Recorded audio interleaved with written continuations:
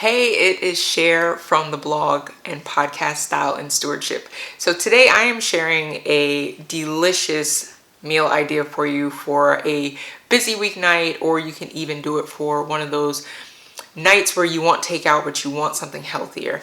Many of the ingredients that I'm sharing, as usual, are things that you probably have on hand. In this household, we take Taco Tuesday very seriously.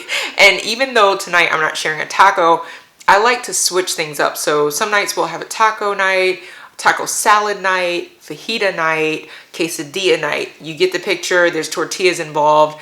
I'm sharing one of our family's favorites, and it's very easy for you to do too. I hope you enjoy this, and I hope it gave you an idea of that question that all of our husbands and kids ask us each night: what's for dinner?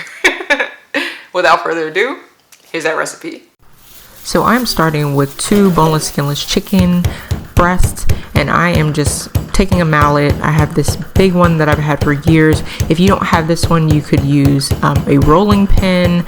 You could use the back of a cast iron skillet, anything that you have where you can get a little aggression out. I placed these in some Ziploc bags. I went ahead and turned on a grill pan. I'm using my silicone brush. I'm just brushing some oil on the pan. You could use avocado oil, would be great here because it has a high smoke point. And once it's hot, I'm putting my chicken on. The chicken, we're just going to do the seasoning as something really simple.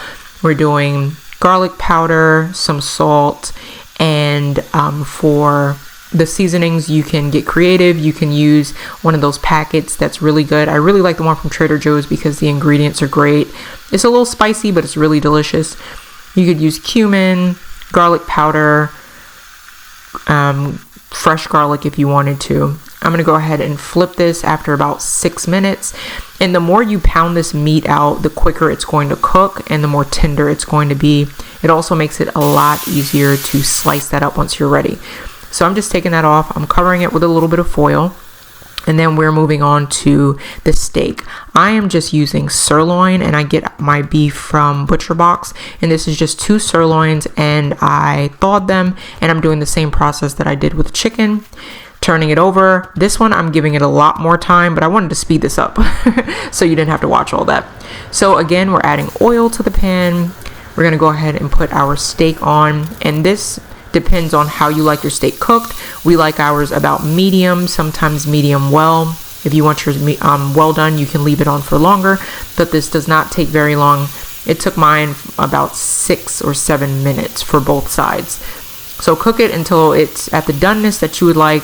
Add all the seasonings that you want to. I added cumin and salt and garlic powder and onion powder and ground oregano. Add whatever flavors you like. And I'm just flipping that. You see it has a really great sear. If you don't have a grill pan, you can always use just a regular pan. And I'm just adding that to where the chicken has already cooked.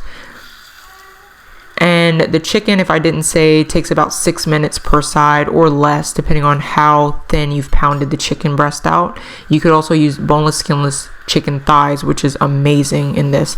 I'm adding onions. I didn't have peppers, but I had my onions. And then I'm going to deglaze the pan. And that's just when we're taking all those kind of pan drippings from the chicken and the steak, and we're allowing that to flavor our onions. I'm covering that up. And you can do this, you can clean the pan before you do your onions or your peppers. Use whatever vegetables you like. I actually like them to have almost like a char and caramelized flavor on there. So I am going to cut up the chicken breast, and you can cut it as thin or as thick as you would like. Another great tip right here.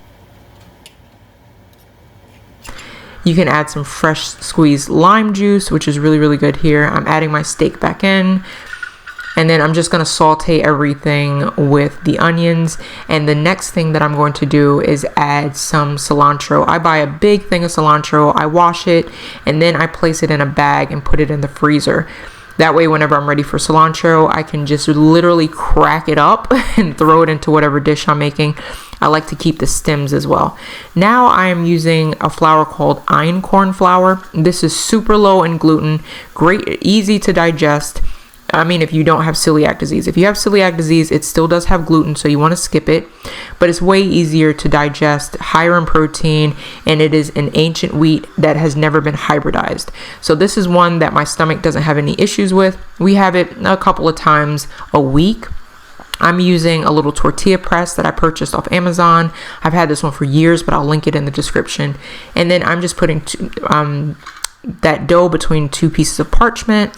And then I actually took this out and rolled it out even thinner with my rolling pin. But if you like them this size, you could keep it that way. Then into a dry pan, I'm just placing my tortillas and I'm waiting till we get that nice bubble. And then I'm flipping it with my hand. Don't be a hero. Don't use your hand. But I cook so much, I feel like I don't even feel it when I get burned anymore. So that is what the tortillas look like. I also have the Siete almond flour tortillas that I shared in my Costco haul, and we love those. I do the same thing with those. And then this is dinner. We have salsa and jalapenos, and we have the two different types of tortillas, steak, chicken, onions. You can add peppers. You can add whatever it is that you want. I have my taco stands, which I am a huge fan of. So my husband is just going in and making he has the Siete tortillas, and then he has his chicken and steak. He loves jalapenos on his. We put fresh avocado, and then I've also made some refried beans for the side, and that's just the side that we like to have with the fajitas. You could have any side that you like. I love meals like this because people can add whatever they like to them. And that is one of the beauties of having a Taco Tuesday or some night where other people can assemble things the way that they like. The only thing that you're really making is the protein, and everything else people can assemble, and it just makes for a very, very easy meal idea. And to this, I am adding a cilantro dressing that I made. It's dairy free. I'm still working on that recipe, but I will post it once it's ready.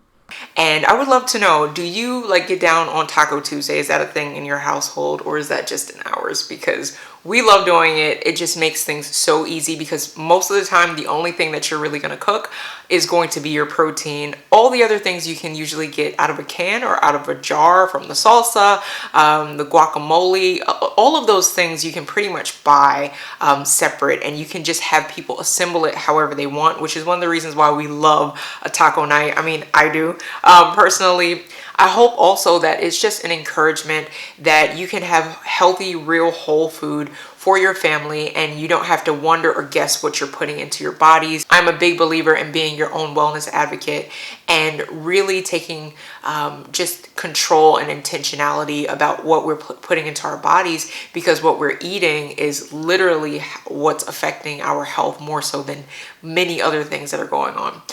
Anyways, I hope that you enjoyed this. Until next time, your life matters. What you do with it matters. So what will you steward well? Peace.